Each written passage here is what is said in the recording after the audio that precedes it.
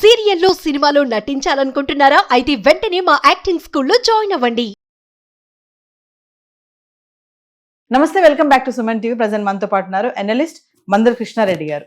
నమస్తే సార్. నమస్తే అమ్మా. సార్, ఇతర దేశాల్లో ఉన్నటువంటి మన వాళ్ళు ఎవరైతే ఉంటారో ఆ వీసా కానీ ఆ డాక్యుమెంట్స్ కానీ ఇవన్నీ ఉంటాయి కదా, అవి ఏమైనా మిస్ అయితే గనక వాళ్ళు మళ్ళీ రిటర్న్ మన ఇండియాకి రావాలి అని అంటే ఈ మధ్య కాలంలో చాలా ఇబ్బందులు ఎదురవుతున్నాయి. ఎయిర్పోర్ట్ లో చెకింగ్ చేయడం కానీ ఇవన్నీ జరుగుతున్నాయి. అంటే రీసెంట్ గా ఒక ఇన్సిడెంట్ కూడా జరిగింది. అంటే వాళ్ళు ఏంటంటే అటు వాళ్ళు సిటిజన్షిప్ గా స్వీకరించట్లేదు, ఇటు మన వాళ్ళు కూడా ఇండియన్ సిటిజన్షిప్ గా స్వీకరించట్లేదు, మధ్యలో ఇరుక్కుపోతున్నారు వీళ్ళు. మరి అలాంటప్పుడు ఎటువంటి పరిస్థితుల్లో బయటికి రావాలి అంటే? విదేశాల్లో స్థిరపడ్డటువంటి భారతీయులు చాలా జాగ్రత్తగా ఉండాల్సిన అవసరం ఉంది. గతంలో లిబరల్ గా ఉండేవి, ప్రతి దేశం కూడా చాలా లిబరల్ గా ఉండేవి. కొన్ని డాక్యుమెంట్స్ లేకపోయినా అక్కడ ఉన్నటువంటి ఇండియన్ ఎంబసీని కన్సల్ట్ చేయడం వల్ల భారతదేశంలో ఉన్నటువంటి వాళ్ళ రిలేటివ్స్ వాళ్ళు ఎవరినో కన్సల్ట్ చేసి వాళ్ళ ఫ్రెండ్స్ని కన్సల్ట్ చేసి మళ్ళీ దానికి సంబంధించినటువంటి పేపర్స్ను సబ్మిట్ చేసి అవడం వల్ల వాళ్ళకి పాస్పోర్ట్ ప్రాబ్లం లేకపోవడం, వీసా ప్రాబ్లం లేకుండా ఇండియాకు సేఫ్గా చేర్చడం కానీ ఆ దేశంలో సేఫ్గా ఉంచే పరిస్థితి కానీ జరిగేది. కానీ అమెరికా తీసుకున్న కొన్ని నిర్ణయాల వల్ల వలస దేశాల్లో వీలైనంత వరకు వదిలించుకోవాలనే ప్రయత్నం అమెరికా చేయడం వల్ల ఇతర దేశాల మీద కూడా ప్రభావం పడింది. అన్ని దేశాలు కొద్ది గొప్ప పాలసీలు మారుస్తున్నాయి. వీలైనంత వరకు విదేశాల్లో ఉండేటువంటి వ్యక్తులు, అంటే మనకు వలస వారులు ఎవరైతే ఉన్నారో వాళ్ళు తగ్గించుకోవాలి, వాళ్ళని వదిలించుకోవాలి. వాళ్ళు లేకపోతే రేపు పొద్దున వాళ్ళ డామినేషన్ పెరిగిపోయి అక్కడున్న పౌరులు తగ్గిపోతారేమో. అలాంటప్పుడు దాన్ని ముందుగానే పసిగట్టి ఆపలేకపోతే అలాంటి ప్రభుత్వాలను వాళ్ళు ఎన్నుకోవటం అనేది ఆగిపోతుందేమో అనే భయం కూడా వాళ్ళకి కలిగింది. అందువల్ల అమెరికాను ఫాలో అయ్యేటువంటి దేశాలు ఇప్పుడు ఎక్కువైపోయినాయి. దాంట్లో భాగంగా ఏమవుతుందంటే, సపోజ్ మనం కౌలాలంపూర్ సంబంధించిన ఒక వ్యక్తి భారతీయుడు ఇండియాకి వచ్చాడు.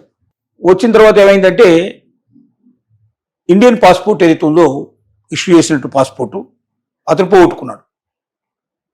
ఇండియా పాస్పోర్ట్ లేకుండా ఇండియాకు అడుగు పెట్టడానికి వీల్లేదు.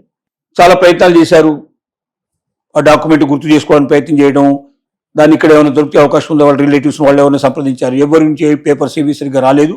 దేశంలో అడుగు పెట్టడానికి వీలు లేకుండా ఎయిర్పోర్ట్లోనే 2-3 రోజులు ఇక్కడ ఉండాల్సిన పరిస్థితి ఏర్పడింది. 2-3 డేస్ ఉన్న తర్వాత కూడా మార్గం కనపడక మళ్ళీ తిరిగి కౌలాలంపూర్ వెళ్ళిపోయాడు. అక్కడ పరిస్థితి ఏర్పడింది, అక్కడ తీసుకున్న వీసా టైం అయిపోయింది, వీసా గడువు పూర్తయిపోయింది కాబట్టి నువ్వు వెళ్ళిపోమని చెప్పారు. ఎక్కడికి వెళ్ళాలి ఇప్పుడు? అతను మధ్యలో ఉండిపోయాడు. భారతదేశంలోకి రానివ్వడం లేదు, అక్కడ కౌలాలంపూర్లో ఉండనివ్వడం లేదు. చివరికి అతనికి జీతం లేక, ఫుడ్ లేక, బట్టలు లేక, ఉండడానికి ఇల్లు లేక రోడ్డు మీద పడి చాలా అవస్థలు పడ్డాడు, చాలా బాధలు పడ్డాడు.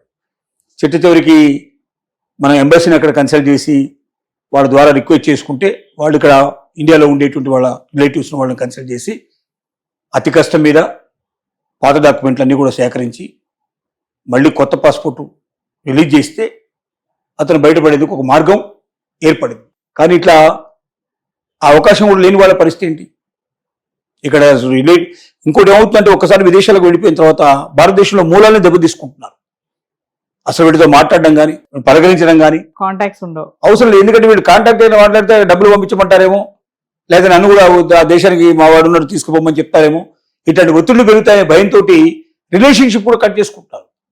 తల్లి కొడుకులు, తండ్రి కొడుకులు, అన్నదమ్ములు, అక్క చెల్లెళ్ళు దూరం అవుతున్నట్టు బంధాలు ఎన్నో ఉన్నాయి. ఇప్పుడు అలాంటి వాళ్ళందరికీ మళ్ళీ ఇండియానే దిక్కయ్యే పరిస్థితి ఏర్పడుతుంది.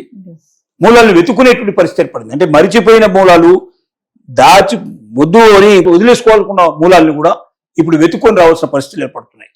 కాబట్టి విదేశాల్లో ఉండేటువంటి ప్రతి భారతీయుడు తెలుసుకోవాల్సిన విషయం ఏంటంటే, మీ పాస్పోర్ట్స్ కానీ, వీసాలు కానీ, లేక ఇంకే రకమైన పర్మిషన్స్ కానీ, ఆ దేశానికి సంబంధించినవి కానీ, ఈ దేశానికి సంబంధించినవి కానీ ప్రతి ఒక్కటి మీ దగ్గర కాపీలు, వాటి జిరాక్స్ కాపీలు కానీ, డిజిటల్ కాపీలు కానీ ఎప్పుడు అవైలబిలిటీ ఉండేట్టుగా చూసుకోవాలి.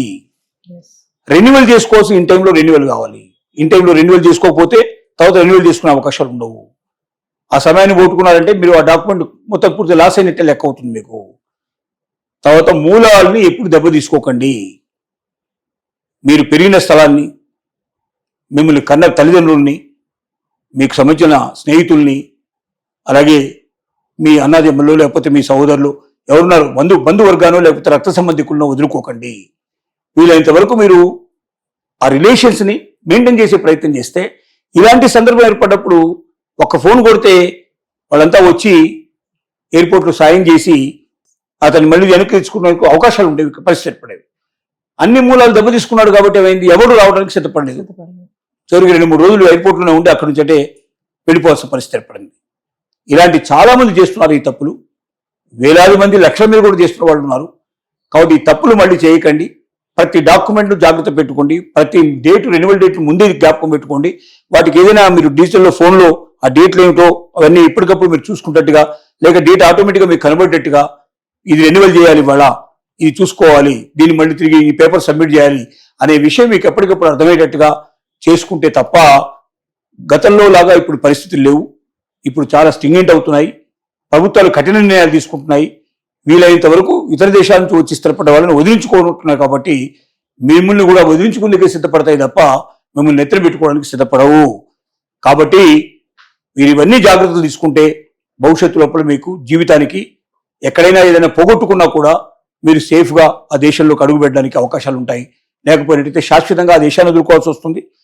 ఇతర దేశాల్లో ఉన్నటువంటి ఏదైతే వీసా ఉందో ఆ డేట్ అయిపోయిన తర్వాత ఆటోమేటిక్గా అక్కడ కూడా వీసా క్లోజ్ అయిపోయే పరిస్థితి ఏర్పడుతుంది. రెంట్కి చెందిన రేవడైపోయి రోడ్డు మీద పడాల్సిన పరిస్థితులు ఏర్పడతాయనే విషయం ప్రతి ఒక్క భారతీయుడు ఈ సంఘటన బట్టి మనం గుర్తు చేసుకోవాల్సిన అవసరం ఉంది. Thank you.